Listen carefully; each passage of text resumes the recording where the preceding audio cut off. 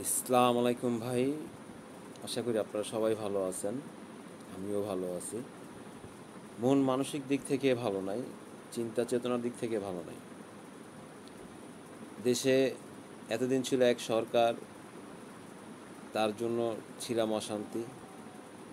ছোট মানুষ, ছোট কাজকাম করি, নাই দেশে কাজকাম, লেবার মানুষ, বিল্ডিং কনস্ট্রাকশনের রঙের কাজ করি, লেকার ডুকুর কাজ করে থাকি। যে হোক, দেশের কাজকাম কম নাই। ছাত্র আন্দোলন শুরু হয়েছে, কাজকাম আরও কমে গেল। তারপর ছাত্রদের সাপোর্ট করি, ধন্যবাদ জানাই। যাই হোক, এত আন্দোলনের পর দেশের সরকার পতন হলো। সে পদত্যাগপত্র জমা দিয়ে দেশ ছেড়ে চলে গেল। এটাও একটা ভালো দিক, ভালো লাগতেছে সব কিছু মিলেই।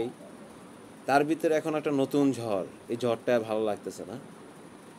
এই ঝড়টিতে আইতেছে একদল থানা জ্বালায় দিতেছে, থানার মাল লুট করতেছে, মন্ত্রী মিনিস্টারদের বাড়ি জ্বালায় দিচ্ছে, বাড়ির মালামাল লুট করতেছে, দোকানপাট জ্বালায় দিতেছে, লুট করতেছে, মিল ফ্যাক্টরি জ্বালায় দিতেছে, লুট করতেছে।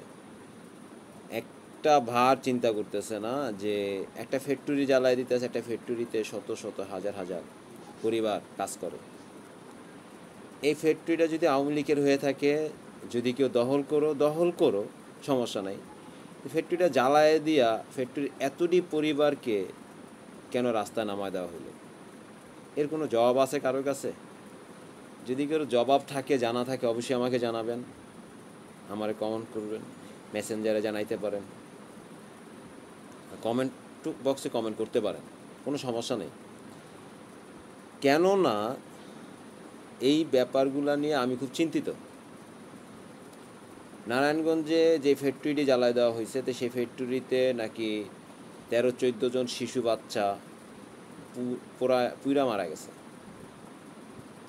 ভাই, তাই ফ্যাক্টরির ওয়ার্কারদের কী দোষ ছিল? তাদের বাচ্চা মারা গেল, তাদের চাকরিচ্যুত হইলো, তারা চাকরি করতে পারবে না এখন।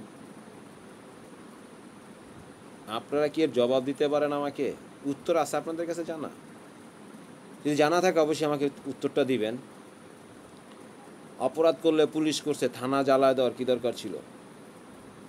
থানার যেই পুলিশ অপরাধ করছে তাকে ধরে আপনারা সাজা দেন আইনতভাবে। যেই আওয়ামী লীগের যেই নেতায় এই কাজগুলা করছে তারে সাজা দেন, যেই পারপাসে দেন আপনাকে, আমার কোনো সে নাই। আমার খালি কষ্ট এক জায়গায়, কেন ভাই জানেন? আমি তো গরিব, দিন আনি দিন খাই। আমি বুঝি একটা গরিবের যন্ত্রণাটা কোথায়। আজকে এই ফ্যাক্টরি জ্বালায় দেওয়াতে ফ্যাক্টরি যতটি ওয়ার্কার বা কারিগর যারা কাজ করত, তারা এখন কি করবে? দেশে বহুত মিল ফ্যাক্টরি বন্ধ হয়ে গেছে, কাজ নাই। তার ভিতরে রানিং ফ্যাক্টরিতে আপনি এই কাজটা করলেন কেন ভাই? আপনি কি বাংলা মায়ের সন্তান? এই মাটি থেকে আপনার জন্ম। যদি মাটিতে জন্ম হয়ে থাকে, আপনি তা করতে পারেন না। ছাত্র সমাজ যারা আছেন, ছাত্র লিডার বা ছাত্র ভাই ও বোনেরা যারা আছেন, তাদের কাছে সবিনয় অনুরোধ, আপনারা সেনাবাহিনীদেরকে সাথে নিয়ে এই জিনিসগুলো একটু তদন্ত করেন, এদের দিকে একটু ফলো দেন। রাস্তা ঝাড়ু দিচ্ছেন, গুড লাক। রাস্তার ময়লা পরিষ্কার করতেছেন, সেটাও গুড লাক। ট্রাফিক কাজ করতেছেন, সেটাও গুড লাক। অশেষ ধন্যবাদ আপনাদেরকে, সেলুট জানাইতে হয়। কিন্তু সেলুটের পিছনে ময়লা পরিষ্কার করতে গিয়ে এইটা কোন ময়লা, এই ময়লা একটু পরিষ্কার করার প্রয়োজন নাই? একটু করবেন। কারণ আমি তো বর্তমানে, আগে রং মিস্ত্রি ছিলাম, কাজকাম নাই বিধা এখন রিক্সা ড্রাইভার কথা বলতে পারে না। কারণ রাত্রেও তো মাঝে মাঝে গাড়ি চালাই, কারা করে দেখি, প্রতিবাদ করতে পারি না, কারণ আমি রিক্সাওয়ালা। এই জন্য সবার কাছে, সেনাবাহিনী ভাই যারা আছেন, অফিসার্স ক্যাডেট, সৈনিক ক্যাডেট যারা আছেন, তাদের কাছে অনুরোধ, ছাত্র ভাই যারা আছেন, ছাত্রছাত্রী ভাইরা, আপনারা যারা লিড দিচ্ছেন নেতা পর্যায়ে, যারা মাঠ পর্যায়ে করতেছেন, যে যেখান থেকেই আছেন না কেন, যে গ্রুপে আছেন, সবাই এই দিকটা একটু কেয়ারফুল করেন। কারণ আমরা একটা ভাষণ আগে শুনতাম, সেটা হচ্ছে শেখ মুজিবুর রহমান দিচ্ছেন, সবাই পাইল সোনার খনি, আমি পাইলাম চোরের খনি। সেই ভাষণ এখন আবার যেন না হয়। কারণ এই দেশে 7.5 কোটি জনগণ, 7.5 কোটি কম্বল, আমার কম্বল কোথায়? এখন দেখা গেছে যে ঘুরা ফিরা আবার যারা ছাত্র সমাজ এত কষ্ট করে নিয়ে এলেন, কিন্তু এখন তাই হচ্ছে। লুটপাট, চুরি, ছিনতাই, ডাকাতি, চাঁদাবাজি। এ ভাই, এত কষ্ট করে এতটি ছাত্রদের জীবন দেওয়ার পরও যদি তাই থাইকা যায়, ছাত্র এই জীবন দেওয়ার তো কোনো মানে নেই। এটাকে যুদ্ধ বলা হয় না, এটাকে দেশ স্বাধীন বলা হয় না, এটাকে বলা হয় দেশের ক্ষতি করা। এক চোর বিদায় করলাম, আর এক চোরের কাছে সব কিছু সুইপা দিলাম, সে ইচ্ছা মতো চুরি, ছিনতাই, ডাকাতি করে খায়। এইখান থেকে সবাই আবার একটু সচেতন হন, একটু কেয়ারফুল।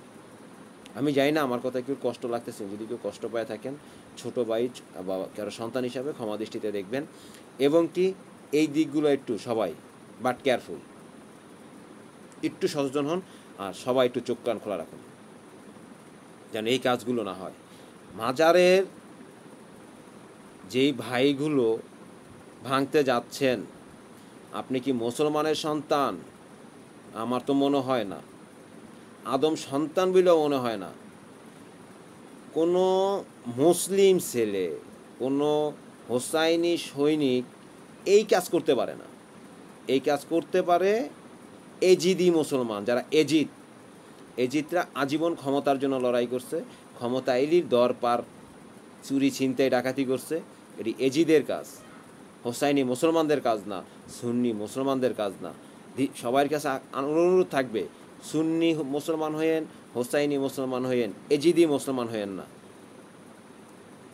কেননা এজিদি মুসলমান, ওদের কাজ ক্ষমতা, ওদের কাজ অর্থ সম্পত্তি করা, ওদের কাজ মানুষ খুন করা, ওদের কাজ লুটপাট করা। এটি হোসাইনি মুসলমান তা করে না। হোসাইনি মুসলমান মানুষকে ভালোবাসে, দেশকে ভালোবাসে, দেশকে নিয়ে ভাবে, দেশের চিন্তা করে, সে তারা নিজের স্বার্থের চিন্তা করে না। তাই আমার কথা বা ভাষায় ভুল হলে ক্ষমা দৃষ্টিতে দেখবেন। ভালো থাকবেন সবাই। জি, আসসালামু আলাইকুম, আসসালামু আলাইকুম ওয়া রাহমাতুল্লাহি ওয়া বারাকাতুহু।